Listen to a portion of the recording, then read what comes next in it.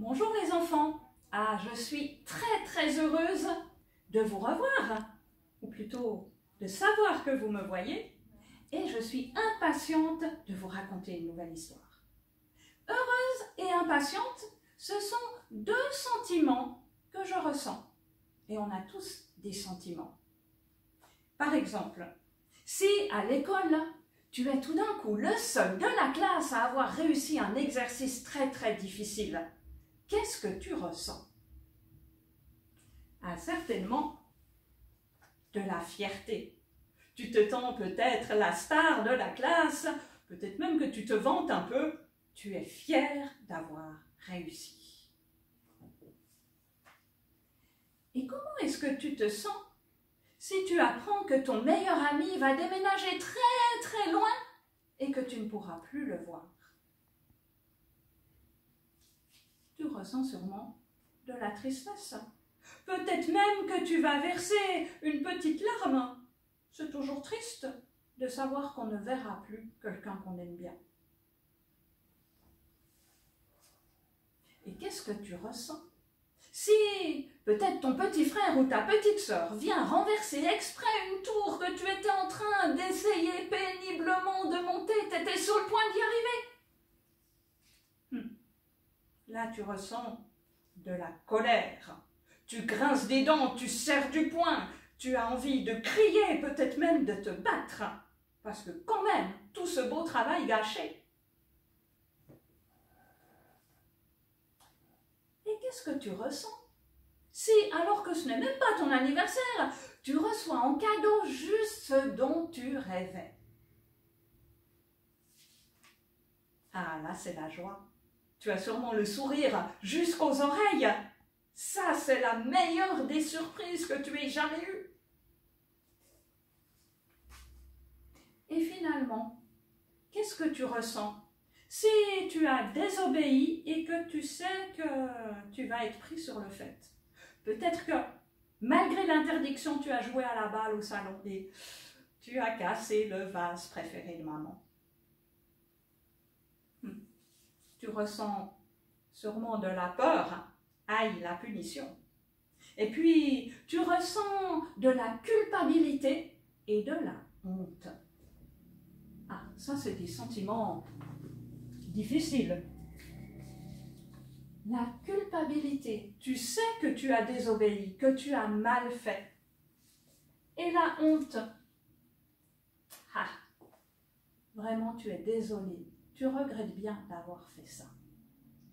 Eh bien, ces deux sentiments, ils sont loin d'être nouveaux.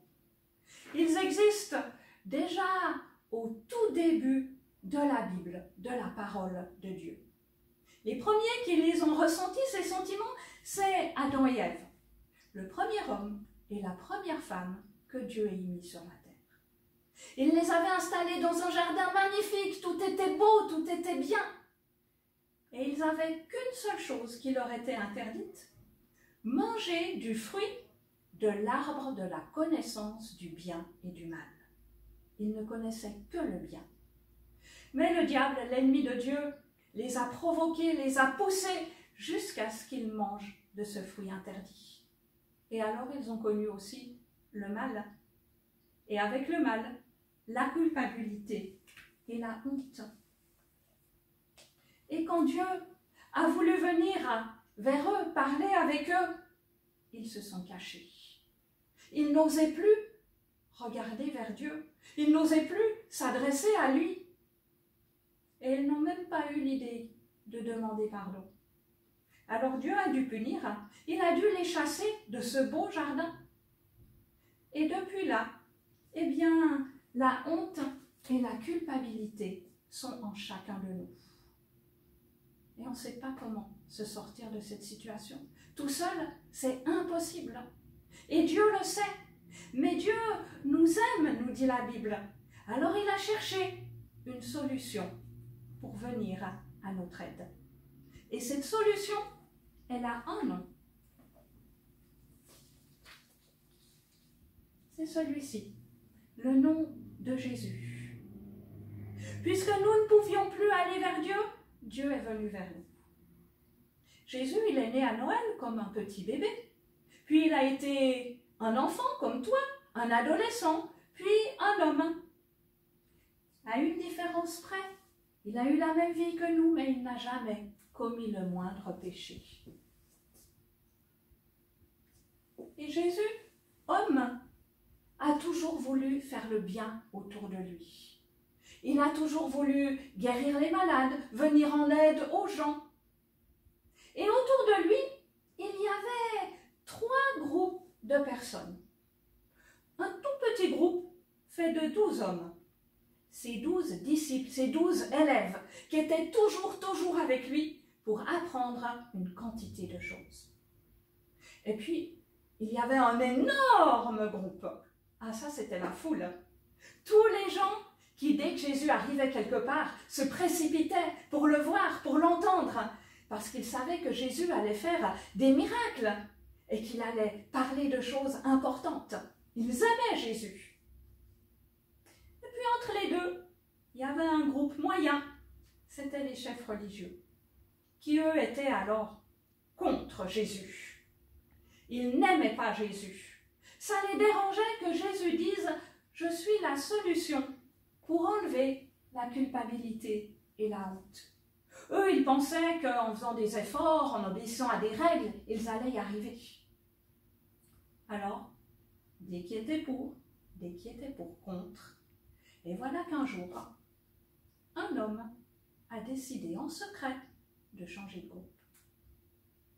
C'est un des 12 amis de Jésus qui a passé du côté des chefs religieux. C'est Judas. Judas qui, un jour, est allé s'adresser aux chefs religieux. Et voici ce qu'il leur a dit. Je le lis dans ma Bible. « Qu'est-ce que vous voulez me donner si je vous livre Jésus ?» Et les chefs des prêtres lui donnent 30 pièces d'argent. Alors, est-ce que Jésus va être victime de l'avarice de Judas, de son amour pour l'argent? Non. Jésus ne va pas être une victime par hasard. Il sait très bien ce que Judas a fait, même s'il l'a fait en secret. Jésus sait tout de chacun d'entre nous. Et il va le prouver en parlant à un autre de ses disciples. Il va lui dire ce qu'il va faire cette nuit même. C'est à Pierre qu'il s'adresse.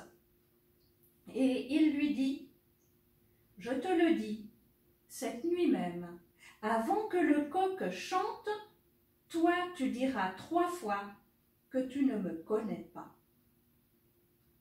Et Pierre lui dit, « Mais non, mais non !» Mais c'est bien Jésus qui a raison. Alors, puisque Jésus sait ce que Judas va faire, mais il pourrait s'enfuir, se cacher.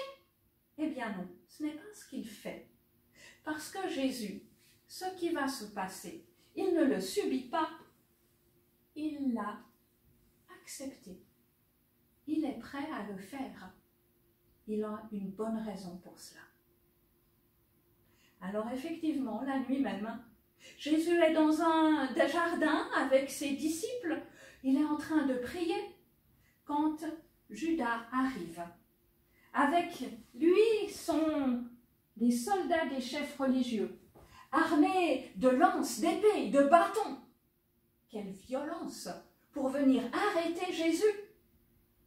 Et Pierre veut sortir son épée pour défendre Jésus. Mais Jésus lui dit non, Pierre, non.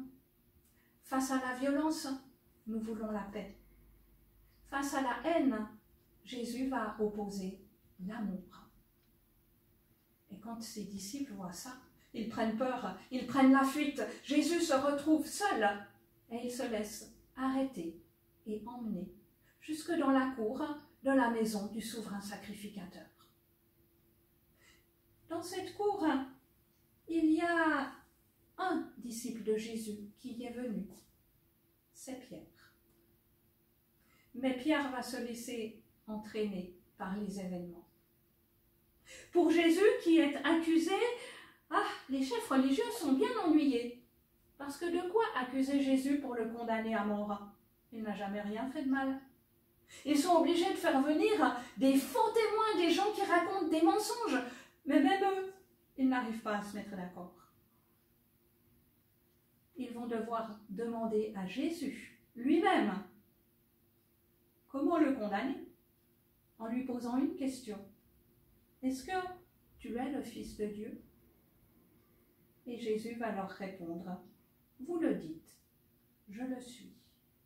Au mensonge, Jésus oppose la vérité. Alors que Pierre, lui, va mentir.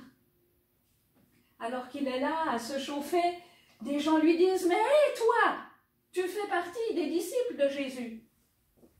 Et comme Jésus l'avait annoncé, à 3 reprises, Pierre va dire non. Moi, je ne fais pas partie des disciples de Jésus. Moi, je ne le connais pas. Et quand le coq chante, Pierre se rappelle de ce que Jésus lui avait dit. Et alors là, il est couvert de honte. Il se sent coupable. La Bible nous dit qu'il sort et qu'il pleure. Jésus, lui, est condamné. On l'emmène chez le chef des Romains, qui seul peut déclarer la sentence de mort. Et là, de nouveau, Jésus ne se défend pas. On va le maltraiter, on va se moquer de lui. Mais Jésus se laisse faire. Il sait ce qu'il attend, mais il a accepté de souffrir pour venir nous aider. Après l'avoir maltraité, Jésus doit encore porter sa croix jusqu'au lieu où on va le crucifier.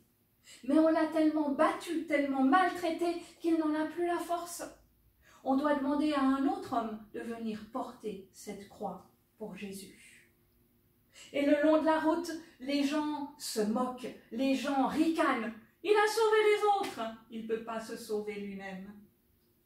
Mais il y a aussi des femmes qui pleurent, des femmes qui sont désespérées. Ce sont celles qui ont accompagné Jésus pendant qu'il était sur la terre, qui lui ont rendu des services, qui se sont occupées peut-être de ses habits, de sa nourriture, et qui sont bouleversées par ce spectacle, mais elles ne peuvent rien faire. Jésus a accepté cela. Et Jésus va mourir cloué sur la croix. Sur la croix, mais là, il y en a 3. Autour de Jésus, on a crucifié aussi 2 brigands, 2 gens qui ont vraiment fait des choses mauvaises. Jésus, lui, n'a rien fait de mal. Mais la parole de Dieu nous dit que Jésus a accepté de souffrir pour porter sur lui notre honte et notre culpabilité. Il s'est chargé de nos péchés afin d'être puni à notre place. Et quand Jésus est mort, on a mis son corps dans un tombeau, une grande grotte fermée avec une grosse pierre.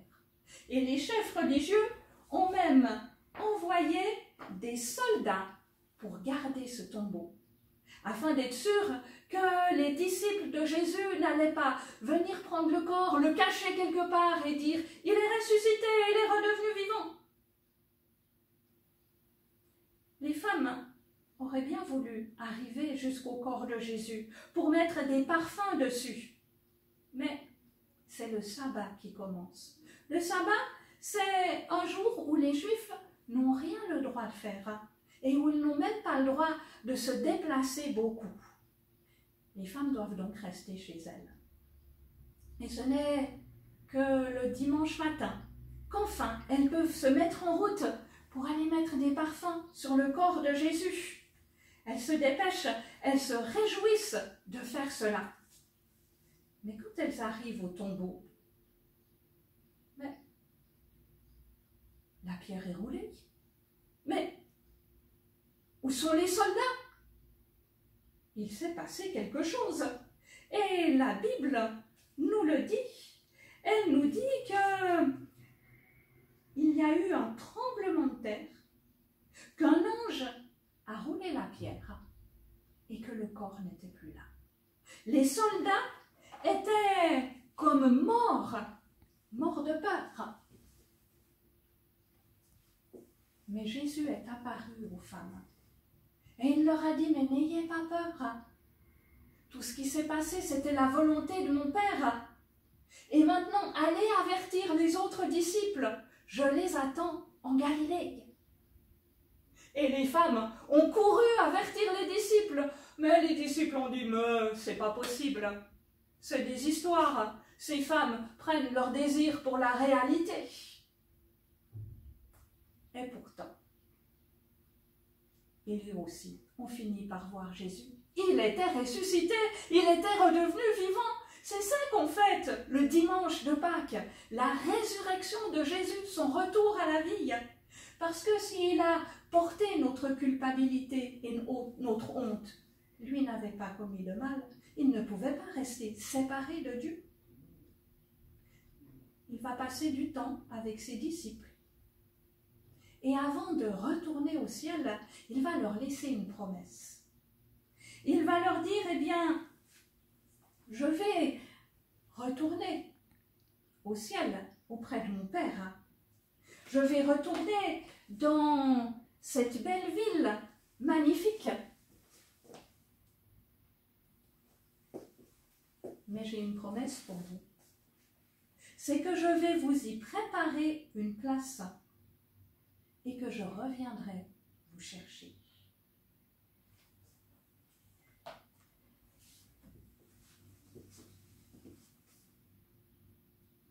Et avant cela, Jésus a encore parlé en particulier à un disciple. Un disciple qui avait honte. Un disciple qui était coupable. Non, ce n'est pas Judas, il n'est pas revenu au milieu des disciples, mais c'était Pierre. Pierre qui avait renié Jésus. Et Jésus s'est adressé à lui et il lui a dit, Pierre, est-ce que tu m'aimes? Mais bien sûr que Pierre aimait Jésus. Alors Jésus ne lui a pas fait de reproche. Non, il lui a dit, Pierre, j'ai une mission à te confier. Tu vas devenir responsable de l'Église, responsable de tous ceux qui vont croire en moi. Peut-être responsable de toi. Si tu es comme Pierre, Jésus, tu marches avec lui, mais tu commets encore des péchés. Eh bien, sache que tu n'as pas à avoir honte ou à te sentir coupable. Tu as juste à demander pardon et Jésus va te pardonner. Il a porté cela pour toi et il veut t'aider à marcher avec lui. Et peut-être qu'aujourd'hui tu te dis, ah, mais moi j'aimerais bien avoir une place dans cette belle ville. Eh bien, tu as juste à dire à Jésus, oui, je comprends que je suis coupable, que j'ai besoin d'un sauveur. Et Jésus va te sauver. Regarde cette image en blanc. Jésus t'invite. Est-ce que tu vas répondre à cette invitation? C'est à toi de choisir. Et tu sais, dans la Bible, il y a même un verset qui nous dit comment vaincre la culpabilité et la honte. Mais ça, on le verra plus.